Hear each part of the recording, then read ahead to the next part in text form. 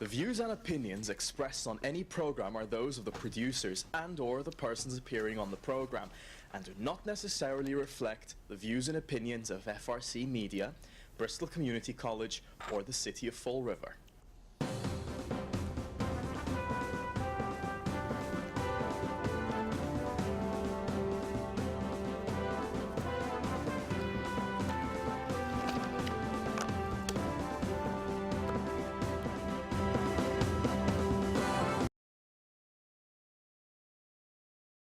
There.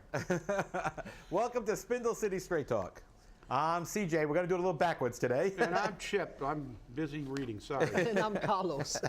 And, you know, we have something to kind of break with today, which I think is becoming kind of important. It has only recently come to fruition that a very important individual, or self-important individual, in Fall River made some comments about Fall River in his official capacity.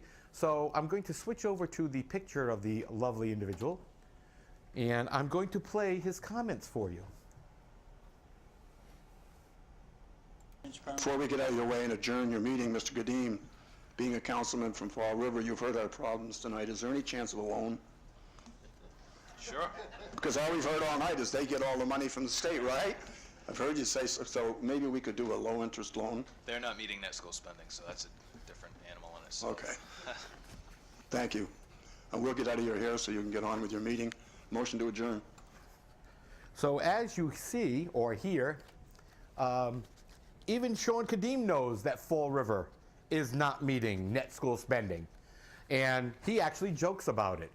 And you know, a lot of people say, well, you know, that's all in good jest and whatnot, but you know what? You hold two positions, and we have held solely that you cannot hold both positions independently. I think there's a more important issue here. As the president of the city council, isn't he mandated to represent the people and ensure that this city complies with yes, you know, with the law? Yes, but we know about and to use that as an excuse, or say, look, don't worry about Fall River. There are a bunch of buttes up there. They don't do anything right.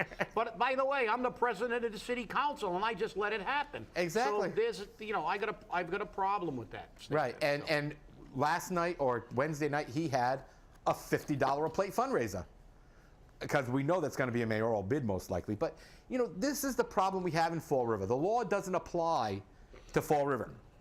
It applies to everyone else. But now, with that, we'll let our people think about, you know, the potential mayoral candidate and the fact that he knows that net school spending is not being met, and what are we going to do? Because, Mr. Cadime, you just shoved it up the city's butt. So, thank you very much. And now for the big safety issue in Fall River this week. Rock Street closed down from Pine to Bank because the steeple on the old Congregational Church, formerly known as the Abbey Grill, is falling down. And we have to close it because it might kill somebody. Now, didn't we just give them a whole bunch of money to put on a new roof because it was necessary to preserve the integrity of this building? Yet, we never said anything about the integrity of the steeple, which has been covered in a safety shroud for years. Years. You would think that the city would say, you know, we're going to give you the money for this roof, but you need to get this steeple corrected immediately.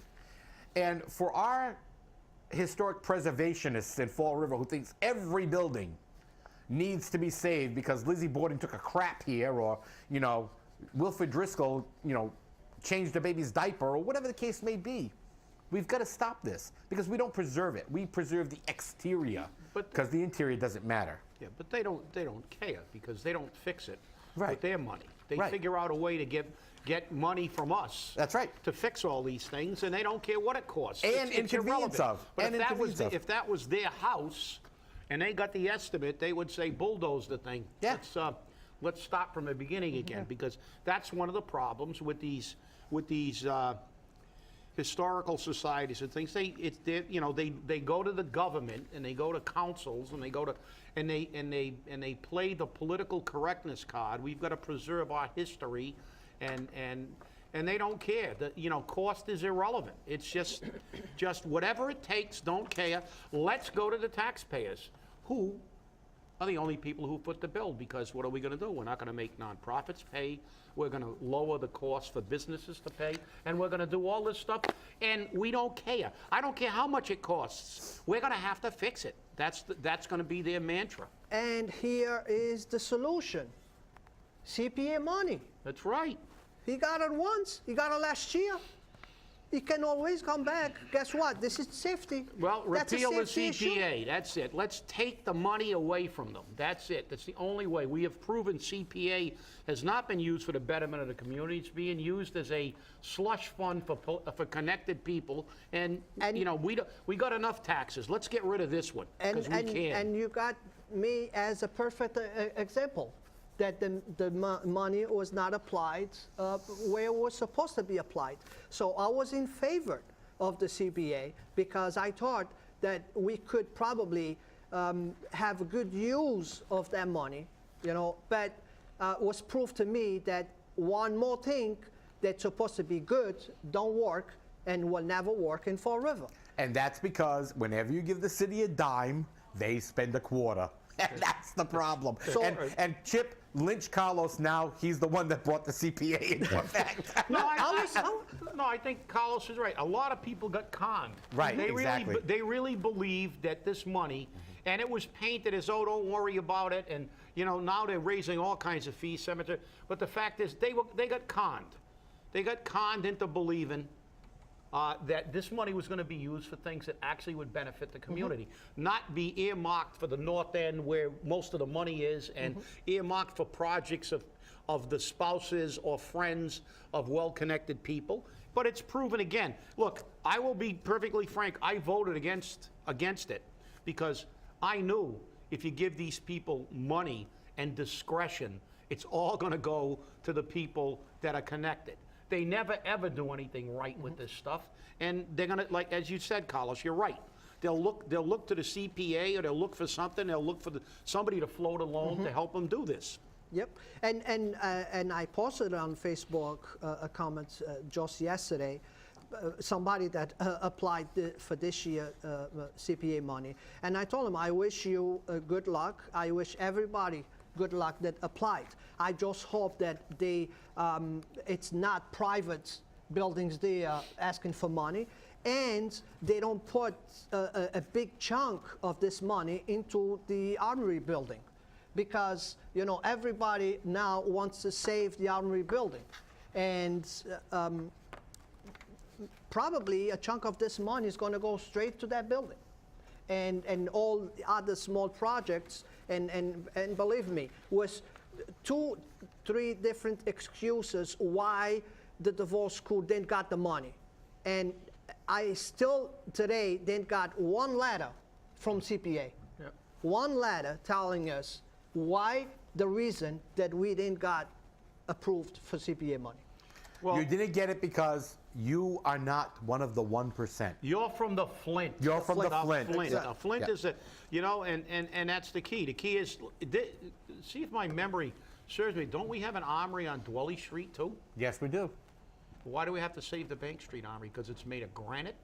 We don't have enough granite mills? But the Dwelly Street Armory is actually still in use. I know. Believe it or not. Well, it's still an armory. If somebody wants to go see an armory, there you go. Why do we have to save it? And that's a functioning armory. They don't have armories in other communities. And that's a functioning armory. Remember that's right. that. It's a functioning armory. Yeah. And that is going to be the biggest waste of money I've ever seen in my life. And we already know that the mayor and the administration want to dump as much money into that to make it a wellness center. So well, actually, I don't believe that's accurate now. I think they have other plans. They always come up with other plans. Oh, of course. After they renovate it, it might be used for something else too. So, but well, will it be Ted Cruz's whorehouse? I don't know. Oh, I couldn't resist. But let's move on a little bit, because guess what? Fall River is going to become a tourist community. Barnstable is going to send us all of their unwanted tourists. They're called homeless. And at the right time of year, when all the tourists are coming to Barnstable. And I wonder who gave them that idea. I know. The new superintendent of schools came back. Yeah, you guys want a can B? I'll show you. We're going to. No, but look, this is absolutely absurd because here is the Barnstable officials say the homeless better served off Cape. Yeah, no crap. They just want to get rid of them. And guess where they want to dump them? They want to dump them in Fall River and Taunton because this is the dumping ground. And why not? Well, I'm going to give you some stats that I looked up today. Barnstable. This is from citydata.com in case you want to look it up on your computer. The Barnstable median household income is $62,192. Three times Fall Rivers. Yeah. Approximately. Well, yeah, double the household, 3 times the median, the individual. But 62,000. So they're making, the people in that community have twice the amount of money. They have a lot less bills because it's a lot smaller. Their DPW, their fire departments are much smaller. Now, these statistics, because it was incomplete, I wanted these other things. U.S. Census Bureau statistics. So if you want to go to the United States Census Bureau, and because Barnstable is so small, they created Barnstable County. But these facts are for Barnstable County. 78.7% of the houses in Barnstable County are owner occupied. The stat for Fall River is 34%. So they have 2.5 times the amount of people living there paying taxes, okay, that are owner occupied. So they have a vested interest in their community. And by the way, here's the biggie. Hold on to your hats, everybody. They want to give us, these people, the homeless, as they euphemistically put it. The poverty level in Barnstable County is 8.9%. The poverty level in Fall River is 23%. So what do they want to give us? They want to raise our poverty rates. They want to give us the drug addicts and the people that have an allergy to work. That's what they want to give us because I'm going to tell you, I'm not making this up because if you have HBO or you know someone who has HBO, please go there tonight, get your on-demand button, and look at the documentary Heroin on the Cape. You only have to look at the first 30 seconds because the first scene is a drug overdose with a guy laying in the middle of the street, and the first police car that pulls up has a big giant Barnstable police on it.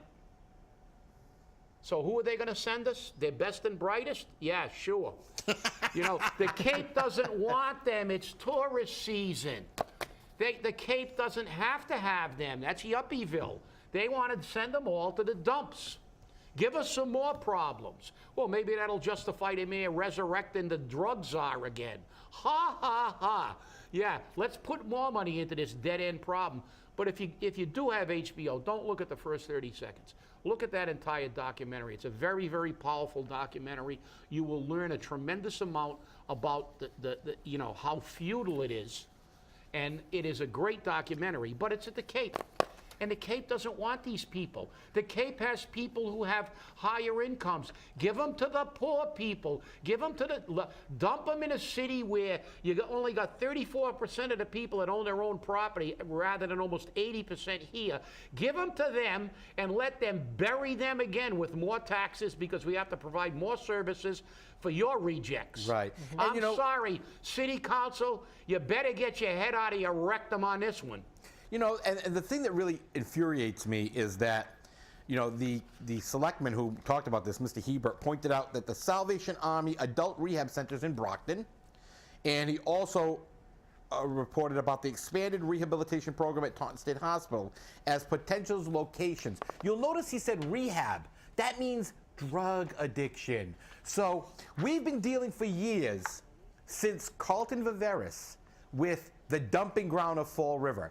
And then you have Carol Fiola yesterday go on the air and scream on how infuriated she is about another community wanting to dump their homeless problems and all their problems on Fall River. Your husband brings it here, Carol. Your husband does this. He touts the lie of market rate housing, which is not sustainable.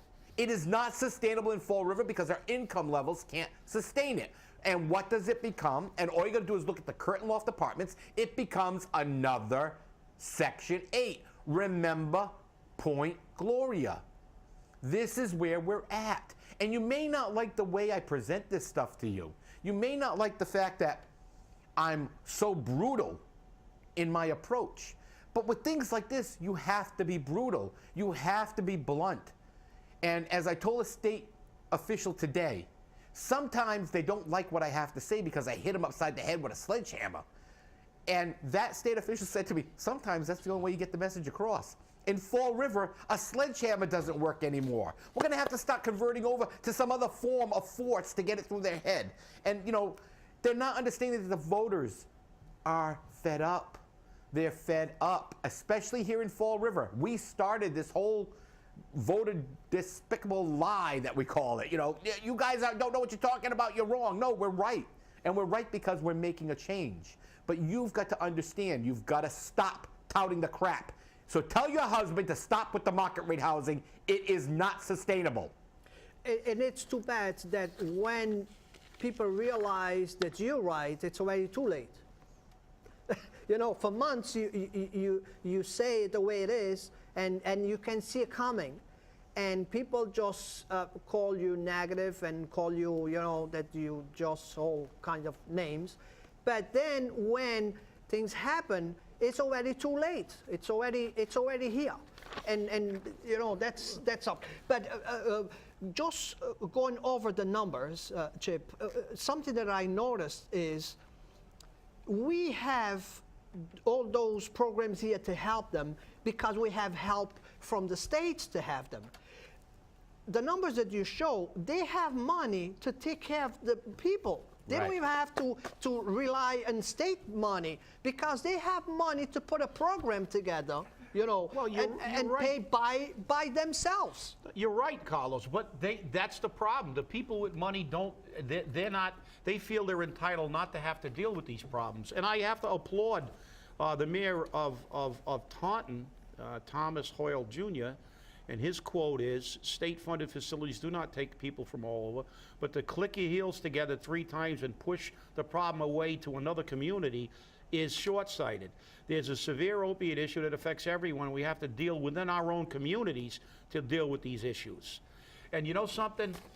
They've got more money than we do. That town is far better financially off, and deal with your own problems. But this has always been the issue.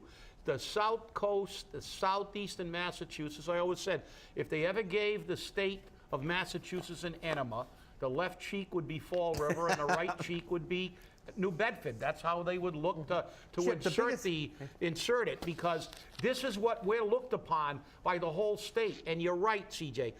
I want to see what our Boston delegation does about this, and I want to see what, you know, we have to, you know, this is something look, we have enough problems in this city without fixing Barnstable's problems, and probably the person that's getting the biggest laugh out of this is Meg Mayo Brown. Right. And you know something? The only good thing is they won't be homeless anymore when he comes to Fall River. We're going to build enough market rate housing with a 20% gap for them that will give them all houses. Exactly. But you know, Chip, the biggest problem is this. Fall River, every elected officials, and let's call out the ones that are most the guiltiest of all of them. Linda Pereira's been there for how many years? Joe Camara's been there for how many years? And they always say, oh, we need the money from the state, we need the money from the state, we need the money from the state.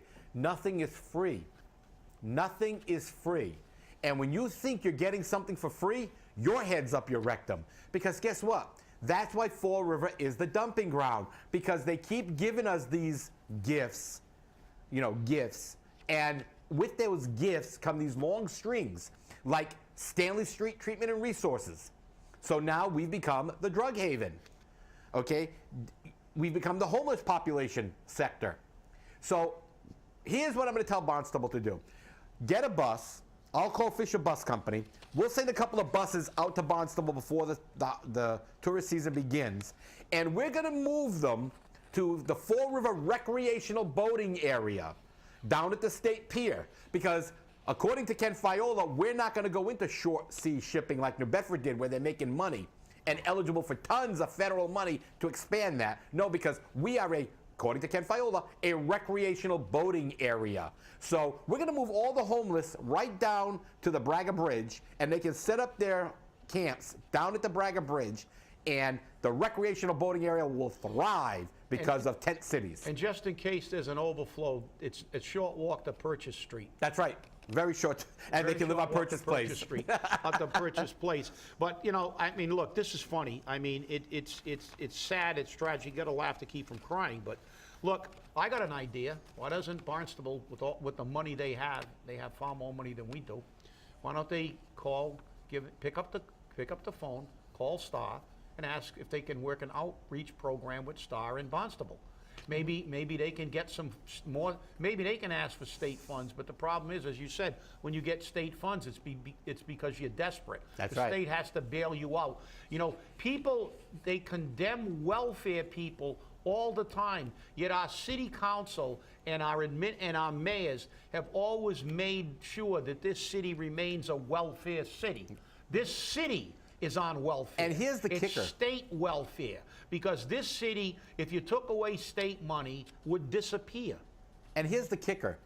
Several administrators from homeless shelters across the area have all said the same thing. These people choose not to work. They don't want to work. Not all of them, but a vast majority don't want to work. They want the system, and they know how to game the system so that their needs are met by staying homeless. And as a matter of fact, one of these administrators said on the air, one of the girls that's in the system said, I got lucky. I got pregnant. Now they're putting me in a motel and finding me an apartment.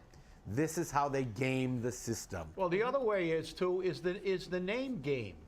They love to give euphemistic names to things like Operation Diamond and Tourism Corridor and Purchase Place. And, you know, yeah, and Silots. Purchase Place and Silot and now Barnstable has said the homeless will be better served. Well, who do you think this title is, homeless? Mm-hmm. The drug addiction problem down the Cape is bad enough for HBO to make a special, to have a special on it. And they did it for a specific reason. Inner city drug problems are not a big news for a documentary. Mm-hmm. Yeah, inner city, larger cities have always had drug issues but Cape Cod is looked upon as a tourist destination, a place where people have better than average incomes. They, you know, that's where they move to retire. The Kennedys live on the Cape, and so you look at this and they have a problem large enough to get an HBO special. So, but now Barnstable's not going to say, hey, we're going to give you all our drug problems, all our criminals, and everybody else. It's like when Cuba kicked everybody out. Did they kick out all the scientists and doctors? No, they unloaded the prisons and they put them on a boat and they sent them to the United States. Yeah, well, guess what? That's what Barnstable's doing now. You can call them homeless, but you're not gonna convince me that we're not getting their drug problem, and we've got a big enough one now. And I think that the data, they have the data wrong, because they know that we got funds to take care of the problem. But the last time I checked, we don't have enough beds for the people that we have. So, you know what I'm saying? So they don't got the whole data. They don't got the information. Fall River have enough beds open that they can hold more people. It's the other way around. The funds we get, it's not enough to pay for the services that we're providing, and we don't have enough beds for the people homeless that we already have. You're right, Carlos, but you can't use that. That's right. Logical. Yeah, that's logic. See, what they're interested in is what Bonaparte said, the levers that move men are fear and self-interest. See, they fear what the impact of having these people in their communities during the tourist season, mm-hmm. and also the economic drain, you know, and their self-interest. Their self-interest is, why should we, because we've got money and the Cape is a nice quiet place when it's not tourist season? Why should we have to deal with this problem if we got a way to get rid of it?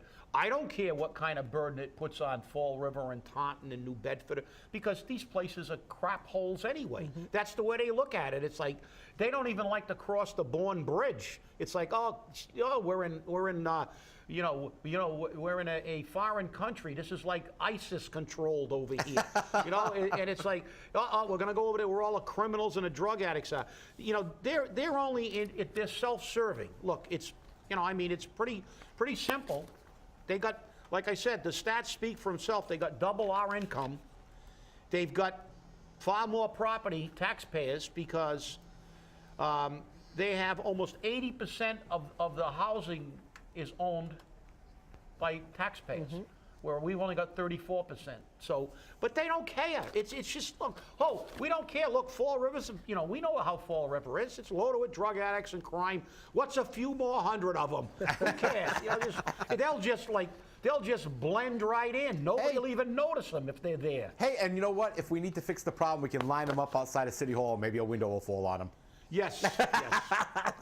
I mean, I know that I got to walk into City Hall with a huge, metal shield over me. So now that we're on Windows. Okay, this has been amazing. We know we've had the problem with 22 windows, and now all of a sudden windows are falling out on people that they're going to close a whole side of City Hall, of Government Center. And we got to have a committee to fix the problem? And, to quote a city councilor who's turned around and said, well, you know what? Ken Pacheco is now the director of buildings and grounds. Let him fix it. He always was, by the way, since the ordinance said that DCM was in charge of that. But go ahead, CJ. But, this is funny because nobody wants to take responsibility for the fact that this building, since its inception, since the day it was created, the day it opened up, has been a problem.